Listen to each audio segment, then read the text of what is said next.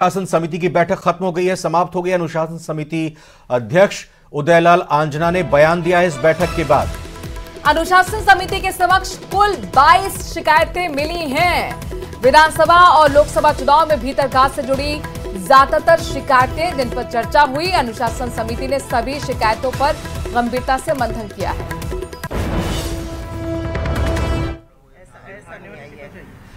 नहीं, हारने वाली नहीं, जीतने वाली सीट से भी आती है। शिकायत जब होती है तो जीतने वाला भी करता है, जिसके खिलाफ जिस कार्यकर्ता ने या पदाधिकारी ने कांग्रेस में प्रदेश में है, चाहे जिले में है या ब्लॉक में, जो भी पदाधिकारी है उसने उसके खिलाफ काम किया है तो वो भी करेंगे शिकायत। तो सभी करते हैं, जीता हुआ हारा हुआ, इसमें कोई ऐसा नहीं है कि हारा हुआ ही शिकायत करे।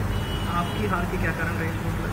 मेरी हार के भी कई कारण होते हैं। आदमी को एक तो 10 साल जब रहता है आदमी तो ऑटोमेटिक हो जाता है। बाकी अभी आपने देखा होगा कि 6 महीने में ही जैसे ही हम गए प्रचार करने के लिए, तो मैडम आपके तो आपको ही देंगे, हमने 6 महीने में देख लिया है कि किस तरह से बीजेपी सरकार काम कर रही है, बीजेपी के विधायक काम कर रहे हैं। और सांसद चुनाव में हमारी आपने देखा कि वहाँ से जीत हासिल हुई है बानसूर से। और सांसद चुनाव के बाद में अभी 1 तारीख को जो रिजल्ट आया 30 को वोटिंग थी पंचायत समिति मेंबर, उसमें भी कांग्रेस पार्टी जीती है और वापस से कांग्रेस पार्टी का जीत का गान शुरू।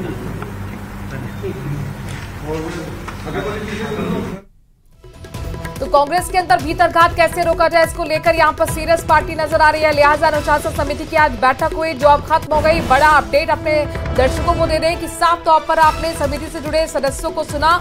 उनका कहना है कि गंभीरता से हमने शिकायतों पर मंथन किया है। मीटिंग थी और उसमें तकरीबन 22 शिकायतें आई हैं और शिकायतों में जो चुनाव लड़े हारे जीते सभी प्रत्याशी ने अपने अपने क्षेत्र की शिकायतें की हैं, जिस क्षेत्र से भी शिकायत आई हैं। और सबने जो कार्यकर्ता पार्टी के खिलाफ जो गतिविधियां की उनके सबूत भी दिए हैं। तो हमारी समिति ने अध्यक्षता करे, हमारे उदयलाल आंजना जी अध्यक्षता के अंदर हमने सबने विचार विमर्श किया और हमने एक रिपोर्ट तैयार करनी है।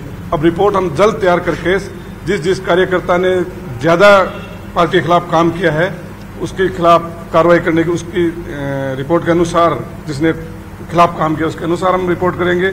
और जिसने कम किया है, कम सबूत है, उनकी रिपोर्ट उस तरीके से करेंगे। और जो पार्टी छोड़कर चले गए उनकी तो करने के नहीं, उनको तो पार्टी से अध्यक्ष ने पहले ही निष्कासित कर दिया। फिर भी हमारे पास अगर दोबारा उसकी कोई शिकायत आए तो हमने वही उसके पास वापस रिपोर्ट करिए कि उसको तो निकाल दिया जाए जो पार्टी के खिलाफ चुनाव लड़ा है या पार्टी के खिलाफ गया है या पार्टी छोड़ के गया है।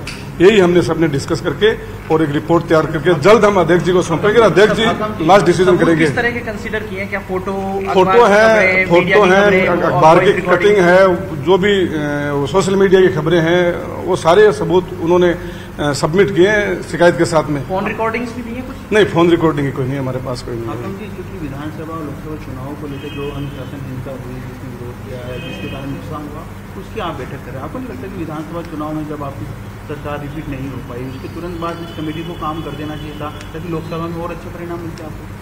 नहीं, वो कमेटी की मीटिंग बुलाना कब बुलाना वो अध्यक्ष जी की, प्रदेश अध्यक्ष जी के। अध्यक्ष जी लेट हो गए? नहीं, लेट कहाँ? अध्यक्ष जी ने तुरंत मीटिंग बुला ली। नहीं, लोकसभा चुनाव निकल गया, उसका परिणाम आ गया, उसके बाद हुई। तो अभी लोकसभा चुनाव निकले 1-1.5 महीना तो हुआ है, बुला ली। परिणाम और बेहतर हो सकते थे ना? नहीं, जल्दी बुला ली मीटिंग। 10 साल बाद मीटिंग अध्यक्ष जी ने बुलाई है तो और क्या चाहिए बताओ, कितनी जल्दी बुला ली? 10 साल बाद? 10 साल में, पिछले 10 सालों के बाद अध्यक्ष जी ने मीटिंग एक समिति बना करके और अनुशासन समिति की मीटिंग बुला ली। अच्छा हाकम जी, ये बता दीजिए, पार्टी से छोड़कर गए हैं, हाँ, उनकी वापस एंट्री नहीं हो, क्या उस चीज को लेकर वो शीर्ष नेतृत्व, ऐसे हमारे पास कोई शिकायत आई भी नहीं है कि इसको लिया जाए, इसको निकाला नहीं लिया जाए। हमारे पास ऐसी कोई कंप्लेंट नहीं है कि जो पार्टी। चलिए खबरों में आगे बढ़ते हैं। भरतपुर से अगली खबर ले रहे हैं जहां पर अभी धर्म परिवर्तन का अड्डा भरतपुर बना हुआ है, लेकिन अभी तक कोई बड़ी कार्रवाई नहीं हुई। भरतपुर की बात अगर कर रहे हैं हम तो बता दें कि अब तक धर्म परिवर्तन के 5 से ज्यादा बड़े मामले यहां से सामने आ चुके हैं। हर बार विश्व हिंदू परिषद और बजरंग दल के कार्यकर्ताओं को सामने आकर धर्म परिवर्तन के इस खेल को उजागर करना पड़ा। धर्म परिवर्तन के सीधे तार चंडीगढ़ से जुड़े हुए हैं। अलग अलग लोग इस काम में जुड़े हुए हैं, लोगों का धर्म परिवर्तन करा रहे हैं। 11 फरवरी 2022 को भी सबसे बड़ा मामले का खुलासा यहीं पर हुआ था। लोगों ने मुख्यमंत्री और राज्यपाल को ज्ञापन सौंपा था, एसआईटी गठित करने की मांग की गई थी और मामले में एसआईटी का गठन हुआ भी था, लेकिन अभी तक कोई प्रभावी कार्रवाई नहीं हुई। और इसीलिए आपने कल भी इस तरह की खबर देखी जहां पर 200 महिलाएं एक मकान में मिली थी और उनका धर्म परिवर्तन कराने की कोशिश की जा रही थी। देखिए, एक सूचना प्राप्त हुई थी कि काफ़ी लोग इकट्ठा हो रखे हैं फाटक नंबर 39 रिपो रोड पे, जिस पे पुलिस वहाँ पे गई थी और कुछ लोगों को वहाँ से दस्तगिरद किया है।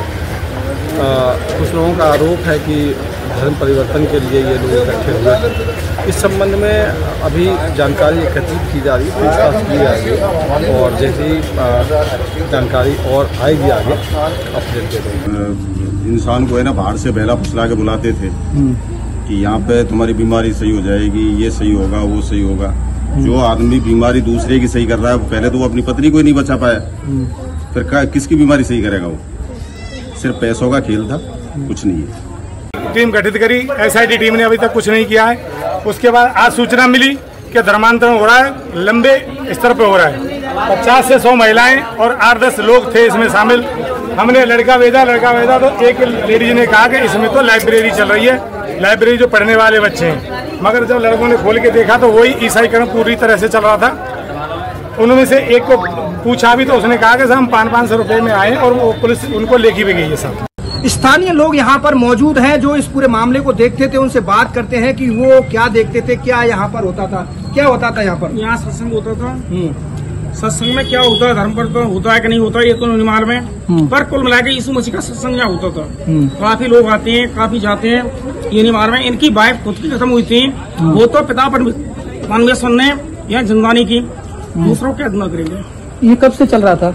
ये करीब 2-3 साल है। वो कोई 5-6 साल है धर्म परिवर्तन के रखते। 8 साल से चल रहा था। वो जब था ये क्या चलता था यहाँ पर? यहाँ भैया धर्म परिवर्तन को वो चल रहा है प्रोग्राम, और कई बार जो है वो ऑब्जेक्शन भयो पर ना सुधार भयो। आज भयो सुधार थोड़ा बहुत है जागो। कितने लोग आते थे यहाँ पर? ये गले ने 50 आदमी भैया रामत।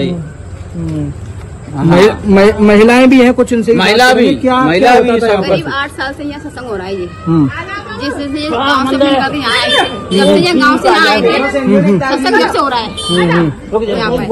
क्या होता था सत्संग में, किस तरह से? सत्संग में यानी कि अब ये तो पता नहीं अंदर क्या हो रहा है, पर सारे इकट्ठे किए जा रहे थे, इकट्ठे करके यहाँ सत्संग होता था यीशु मसीह। और ये कहते थे कि अपने देवता को हटाइए यहाँ से और हमारे यीशु मसीह जी को पूजिए। क्या हिंदू देवी देवताओं को हटा देने कहते थे? अच्छा, बिल्कुल हटा दीजिए। जैसे हमारे माँ बाप हैं वो मर गए हैं या फिर उनकी भी फोटो नहीं रखनी है यहाँ। अच्छा, बिल्कुल हटानी है। उनने भी हटा दो। अंदर किसी को जाने देते थे क्या ये? नहीं, पहले अंदर जाते थे, जैसे जो सत्संग होता है वहाँ तो जब तो जाते थे। नहीं, किसी बाहर के आदमी को, जैसे कॉलोनी वालियों को? हाँ, कॉलोनी वालों को जाने देते थे पहले तो, पर अब जब से यहाँ पता चला है कि ऐसे हो रहा है तो फिर हम कोई नहीं जाता था यहाँ। बिल्कुल सब बंद हो गया। और भी मतलब क्या देखती थी आप यहाँ पर, क्या होता था? सत्संग देखो भैया, हमने तो सत्संग ही हो। आज से पहले, कुछ दिन पहले जो हमारा हुआ था ना यहाँ पे, जो छापा पड़ा था, जब से बंद हो गए हैं। उन्हें पहले तो यहाँ पे ट्रैक्टर भर के आते थे। कैसे लोग आते थे? मतलब आर्थिक स्थिति कमजोर अब ऐसे तो नहीं पता, सही भी थे। गाड़ियाँ भी आती थी, बड़ी बड़ी गाड़ियाँ भी आती थी यहाँ पे, 4 व्हीलर वगैरह, और टेम्पो भी, गाड़ियाँ भी, मोटरसाइकिल की लाइन यहाँ से वहाँ तक होती थी। पड़ोस नहीं रहते? हाँ, पड़ोस में रहती हूँ। भरतपुर से यह खबर और भी बताते हैं, जहां पर मुररकी गांव में प्रशासन की कार्रवाई देखने को मिली। एक आश्रम में बाबा को पाबंद कराए गए लोगों को बुलाकर कैंसर के इलाज का यह बाबा दावा करता है। सीआरपीएफ का जवान रह चुका है बाबा, मौके पर पुलिस पहुंची, बाबा को पाबंद भी किया गया। मंगलवार और शनिवार को दरबार बाबा की तरफ से लगाया जाता है। कैंसर जैसी गंभीर और बड़ी बीमारियों के इलाज का ये बाबा दावा करता है। गुलाब की पत्ती और महज लौंग से इलाज का दावा बाबा करता है और अब पुलिस ने उसे पाबंद किया है।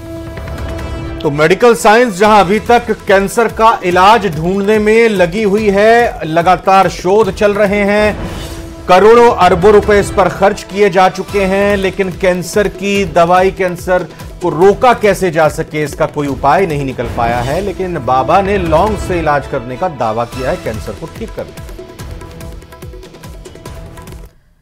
बात ओम बिरला की करते हैं। कोटा बूंदी के दौरे पर स्पीकर ओम बिरला हैं। दूसरी बार लोकसभा अध्यक्ष बनने के बाद ये उनका पहला दौरा है। संसदीय क्षेत्र के 3 दिवसीय दौरे पर बिरला हिंडौली पहुंचे। हिंडौली पहुंचने पर स्पीकर ओम बिरला का भव्य स्वागत किया गया। दूसरी बार लोकसभा अध्यक्ष बनने के बाद ओम बिरला का राजस्थान में जोरदार स्वागत हो रहा है। अपने संसदीय क्षेत्र कोटा दौरे पर है और पहले इंदौर और अब बूंदी में जोरदार स्वागत जो है वो देखने को मिल रहा है। बड़ी संख्या में बीजेपी के कार्यकर्ता यहाँ पर पहुंचे और उनका स्वागत जो है वो कर रहे हैं। बिरला साहब, जबरदस्त उत्साह कार्यकर्ताओं में और जोरदार स्वागत आपका किया जा रहा है। जनता का बहुत प्यार से आशीर्वाद है। हमेशा ये स्वागत हो रहा है, कार्यकर्ता जो है वो तैयार नहीं है एक पल भी यहाँ पर पहुंचकर ओम बिरला का स्वागत करने में कोई टूटना नहीं चाहता। और ये देख सकते हैं किस प्रकार का उत्साह इस वक्त बूंदी में देखने को मिल रहा है। लोग जो है वो जोरदार नारेबाजी और यहाँ पर साफे पहना रहे हैं। यहाँ की जो स्थानीय साफे वो बना रहे। बिरला साहब, बहुत उत्साह है यहाँ के कार्यकर्ताओं में। यहाँ की कार्यकर्ताओं को बहुत प्यार मिला है, बहुत आशीर्वाद मिला, बहुत मिला और हमेशा इसका प्यार आशीर्वाद में इस ताकत में सामर्थ्य है। मैं ऋणी हूँ इस क्षेत्र की जनता का, जिन्होंने मुझे इतना आशीर्वाद दिया। मेरी कोशिश रहेगी एक सेवक के रूप में उनकी सेवा करूँ। ये दूसरी बार लोकसभा का मौका मिलना अपने आप में बड़ी बात है। और यहाँ के लोगों का किस प्रकार से आप सोचते हैं यहाँ पर डेवलपमेंट अब किस प्रकार से हो सकेंगे, किन क्षेत्रों में आपका विशेष फोकस होगा? ये कोटा बूंदी संसदीय क्षेत्र में बहुत एग्रीबेस इंडस्ट्री की, यहाँ पर कोचिंग की अन्य कई अपेक्षाएं हैं क्या, और मेरी कोशिश रहेगी कि उनकी सारी अपेक्षाएं इस बार पूरी हो। राज्य में और केंद्र में सरकार है, इसकी हमारी जिम्मेदारी बन जाती है जो भरोसा व्यक्त किया भरोसे को कायम रखें। आपने एग्रीकल्चर की बात की इंदौर में कि यहाँ का मटर जो है वो विदेश में जाए, उसको लेकर किस प्रकार की सोच है? यहाँ बहुत बड़ा एग्रो बेस्ड इलाका, यहाँ का मटर, यहाँ की सब्जियाँ, यहाँ का चावल दुनिया के अंदर अभी भी जाता है। यहाँ का बासमती चावल की महक दुनिया में बढ़ती है और इसीलिए इस संसदीय क्षेत्र के अंदर बहुत संभावना है। उन संभावनाओं को और बेहतर कर लोगों की आय बढ़े, इनकम बढ़े, नौजवानों को रोजगार मिले, इन सारी संभावनाओं पर काम करेंगे और कुछ परिणाम लेकर आएंगे। आप इस बार आपका रूप जो है वो संसद में अलग देखने को मिल रहा है। पहले आप बहुत सॉफ्ट थे, इस बार कुछ सख्त मूड है, क्या संकेत है? नहीं, कोई सख्त नहीं है।